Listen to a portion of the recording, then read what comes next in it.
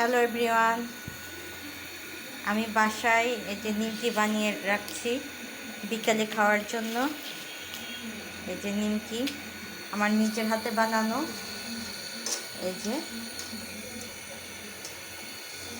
নিমকি আমি আমার নিজের হাতে বানিয়ে বিকেলে খাওয়ার জন্য প্রসেসিং করে রাখছি।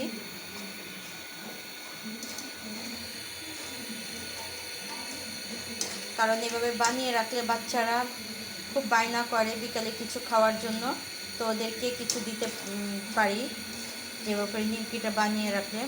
আর এটা ভেজে কন্টেনারে রাখলে অনেক দিন ভালো থাকে, একদম দোকানের মতো মচমচা। এই যে অনেক সুন্দর নিমকি হয়েছে। যে আমি প্রায় শেষ আমার।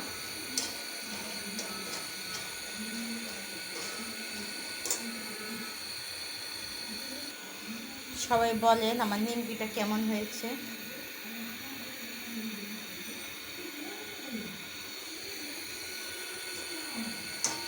ভালো লাগলে অবশ্যই শেয়ার করে দিবেন, লাইক কমেন্ট শেয়ার করবেন। আল্লাহ হাফেজ।